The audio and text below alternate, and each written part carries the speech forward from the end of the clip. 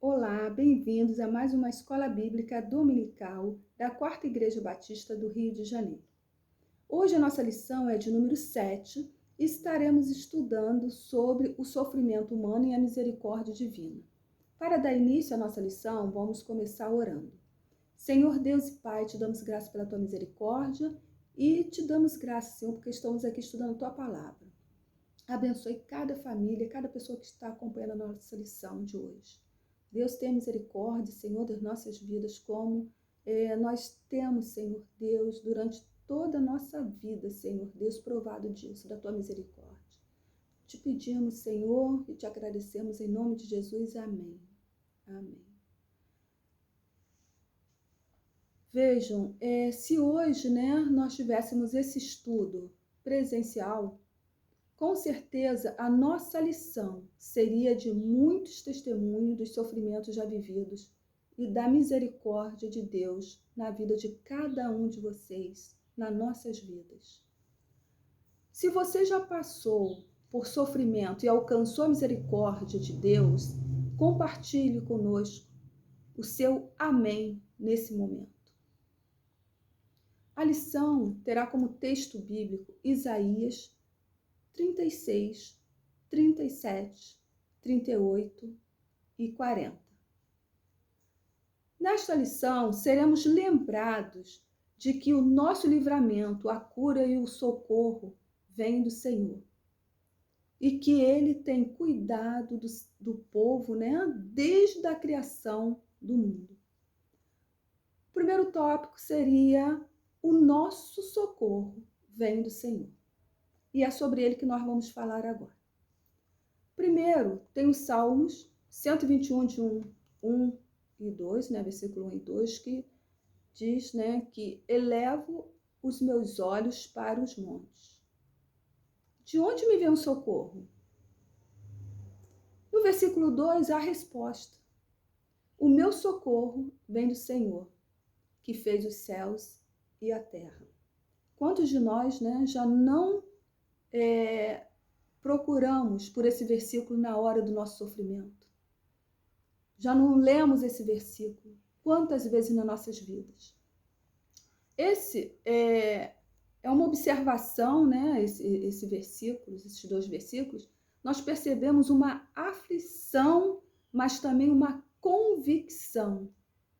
É curioso que o povo hebreu buscava a ajuda divina nos cumes dos montes. Ora ao Deus verdadeiro, ora a outros deuses como Baal. Há que se lembrar que havia muita idolatria à volta de Israel. Queimavam incensos em favor de deuses. Mas o salmista, mesmo sabendo de tudo isso, faz a pergunta: de onde me virá o socorro? E ele tem a resposta de imediato, como falei anteriormente no versículo 2, O meu socorro vem do Senhor, que fez os céus e a terra. Isto é, o verdadeiro Deus. O meu socorro vem do verdadeiro Deus. Esta foi a resposta do salmista. Ele confiava no Senhor e sabia que o cuidado e consolação viria de Deus. Quantas vezes, irmãos, nós passamos por dificuldades, por problemas e nos socorremos, buscamos o que é a ajuda de Deus. E a gente começa a falar: meu socorro virá da onde? Só pode ser do nosso Deus. Isaías 36, 1, no 14º ano do reinado de Ezequias, Senaqueribe, rei da Assíria, atacou todas as cidades fortificadas de Judá e se apossou delas. O profeta ele relata a ameaça feita pelo rei da Assíria. Na ocasião, ele era grande, poderoso, imbatível, quando ameaçou Ezequias. Senaqueribe enviou uma audaciosa mensagem, que foi a seguinte: Não deixem que Ezequias, os engane, quando diz que o Senhor os livrará. Alguma vez o Deus de qualquer nação livrou sua terra das mãos do rei da Assíria? Onde estão os deuses de Amate e de Arpade? Onde estão os deuses de Sefarvaim?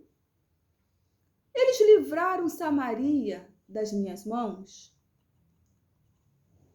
Com isso, Senaqueribe comparou o Deus de Israel aos falsos deuses das outras nações. Isso é algo que deixa, o Senhor muito irritado. Ezequias é o quarto rei com quem o profeta Isaías conviveu e acompanhou todo o seu período de reinado, que durou 20 anos. E como foi a reação, do rei Ezequias após receber a mensagem, de Senaqueribe? Vamos ver em Isaías 37:1. E aconteceu que, tendo ouvido isso, o rei Ezequias rasgou as suas vestes, se cobriu de saco e entrou na casa do Senhor. Então vejam que após receber essa mensagem, esse insulto do rei, Senaqueribe, o rei Ezequias rasga suas vestes e se cobre de pano de saco. Isso significava na época, que era um símbolo de degradação, luto ou arrependimento.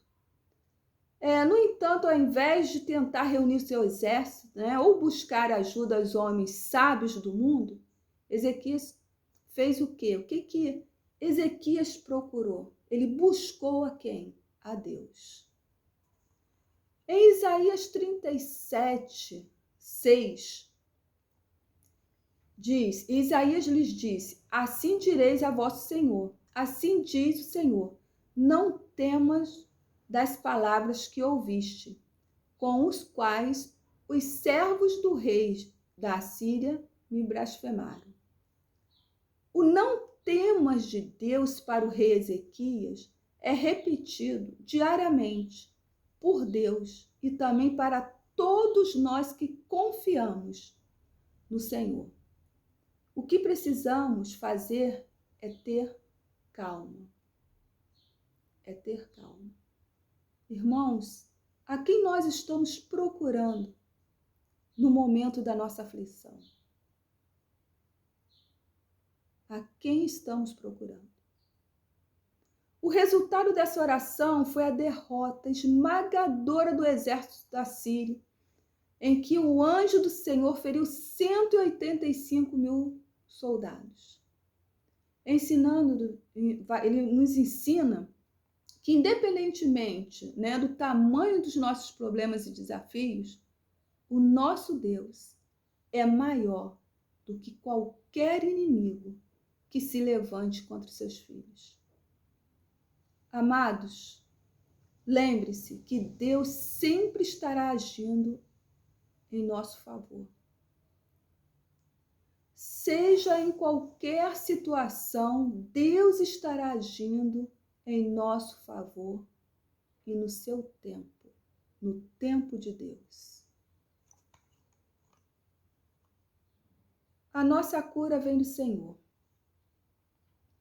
É o segundo tópico. Muitas vezes, situações demonstram nossa incapacidade de superar dificuldades. Testemunhamos esse tempo de pandemia, que cada um passou e ainda estamos passando com menos intensidade, onde o leito de um hospital era encontro de muitos, demonstrando que nesse momento somos o quê? Nivelados. É nesta hora que muitos passam a enxergar a total dependência de Deus. Amados, pense nisso. É nesse momento que nós temos, que saber e reconhecer a misericórdia de Deus nas nossas vidas. Ezequias se viu diante da realidade da morte imposta por uma doença. Então, Ezequias ficou doente e recebe a visita, né, de Isaías. Imagina só, você doente, o que você imagina? Receber a visita de alguém que vai trazer, né, palavras que venham confortar seu coração, venham te trazer esperança. Mas não foi isso que Isaías levou para Ezequias naquele momento, né, de doença, de dor. Então, lá em Isaías 38:1, veja o que ele fala. Olha, Ezequias, você tem que fazer o quê? Põe em ordem a tua casa, porque morrerá e não viverás. Imagina você num leito de hospital, ouvir essa mensagem. Mas vejam o seguinte, a mensagem trazida, né, não saiu da boca de Isaías, e sim de Deus, pois sabemos que o profeta é um instrumento de Deus. O que faríamos no lugar de Ezequias nesse momento? Pare para pensar. Continuaríamos sendo fiéis a Deus? Confiando no Senhor? Qual seria a nossa reação? Essa mensagem foi a pior notícia que Ezequias recebeu naquele momento. Foi pior do que aquela mensagem recebida anteriormente, né? E também pior do que a invasão da Assíria. No Isaías 38, 2 e 3, né, demonstra qual foi a atitude de Ezequias diante, né, de tudo isso.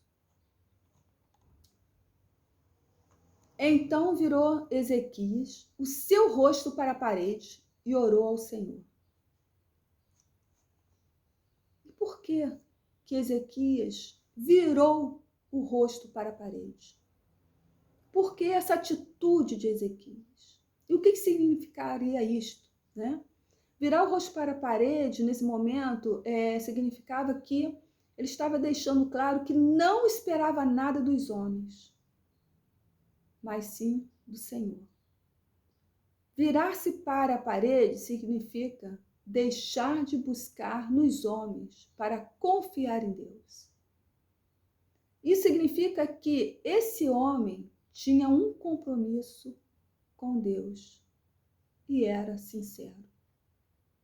Então, ele vai, né, se vira para a parede, busca o Senhor, porque ele sabia que naquele momento, o seu único consolo, conforto viria de quem? De Deus. E continuando, a oração de Ezequias. E disse: Ah, Senhor, peço-te lembrar-te agora de que andei diante de ti em verdade e com coração perfeito, e fiz o que era reto aos teus olhos. E chorou Ezequias muitíssimo. Em algumas traduções está falando muito, eu encontrei essa tradução falando muitíssimo. Imagina a oração de Ezequias naquele momento. Não seria como estou lendo, né, esse versículo, mas seria mesmo de quebrantamento ali junto ao Senhor. É quando nós realmente, né, nos sentimos ameaçados por tantas coisas na nossa vida, na nossa alma. A gente se quebranta diante do Senhor. E nesse momento que somos levados a um total quebrantamento diante de Deus, sabemos que só Ele poderá mudar a nossa história. É o que aconteceu na oração de Ezequias, né? A palavra do Senhor veio novamente a ele. E aí disse lá em Isaías 38:5, vai e diz a Ezequias, assim diz o Senhor, o Deus de Davi teu pai, ouvi a tua oração e vi as tuas lágrimas, eis que acrescentarei aos teus dias 15 anos. Agora, o que nós podemos tirar, né, de lição desses 2 versículos, né? A primeira lição que podemos tirar seria que Isaías, ele não se sente, né, contrariado. Porque imagina, ele levou uma mensagem para Ezequias, depois ele retorna com uma outra mensagem, oposto ao que ele falou. Ele não sentiu nenhum constrangimento em relação a isso, porque ele sabia que não estava falando por ele mesmo, mas sim que tudo aquilo vinha de quem? Vinha do Senhor. A segunda lição é que podemos aprender lá em Tiago 16, que fala: a oração de um justo é poderosa e eficaz.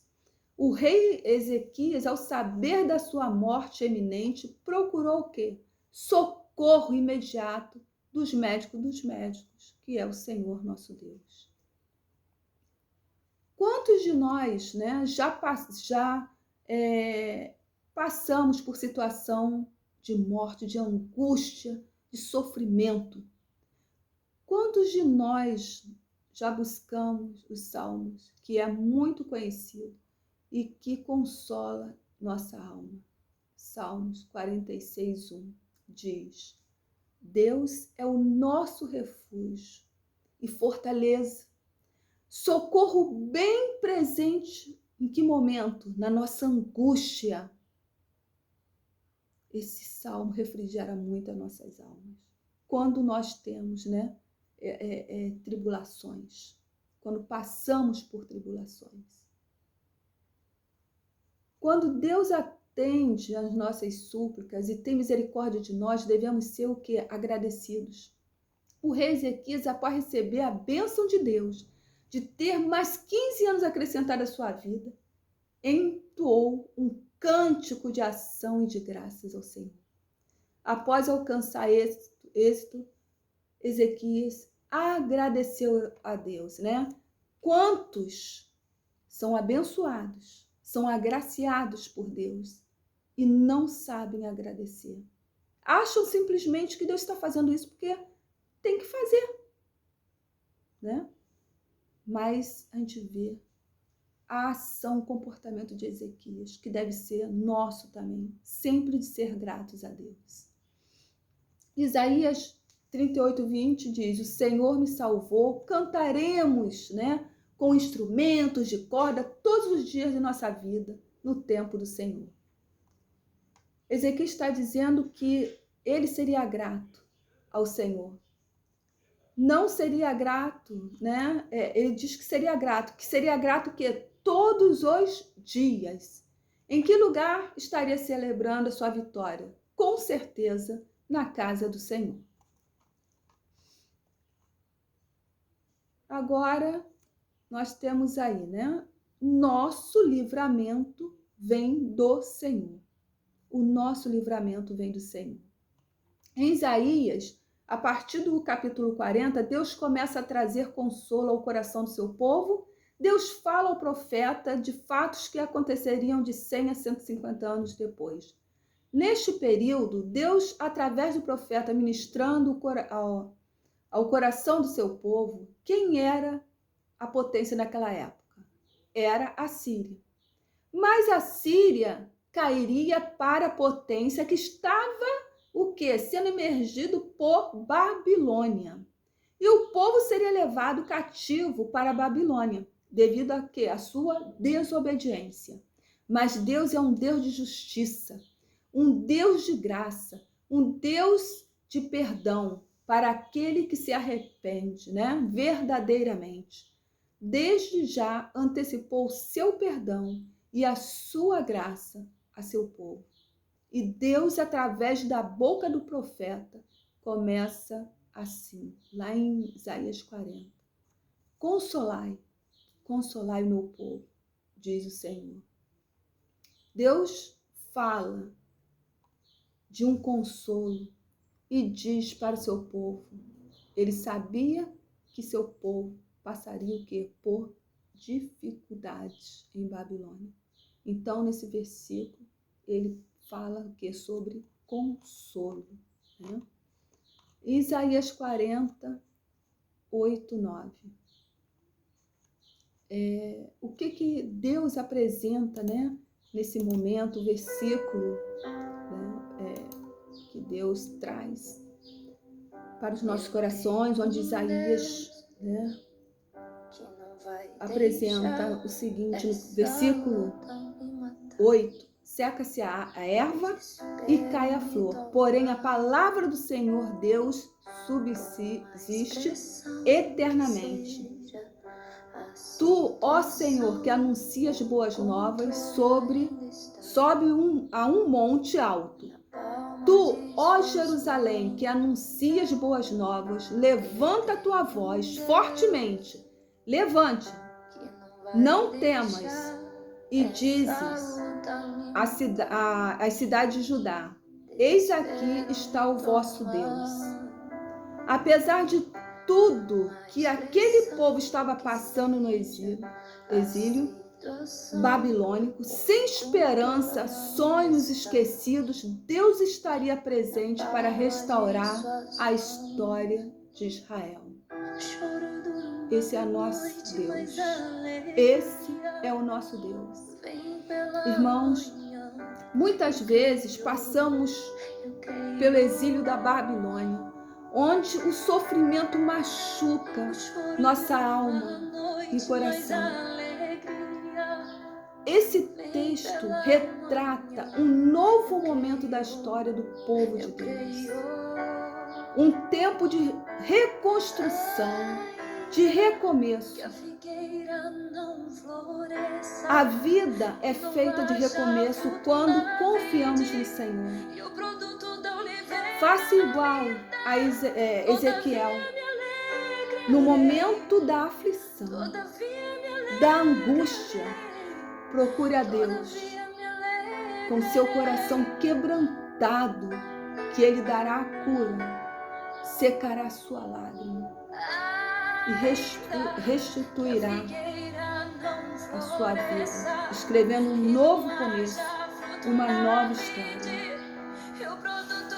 Não temamos, porque o nosso socorro vem do Senhor. Seja grato. Que Deus abençoe a cada um de vocês. Que Deus possa estar nos fazendo entender que passamos por angústia, o choro, como essa canção vem falando, né? Ela dura uma noite, mas a nossa alegria vem pela manhã. Porque Deus é misericordioso. Se você nesse momento está passando por algum problema, ouça, o teu choro vem uma manhã, mas a alegria virá pela manhã. Creia, irmão, creia. Creia no nosso Deus. Até a próxima lição, se assim Deus permitir. Fique na paz.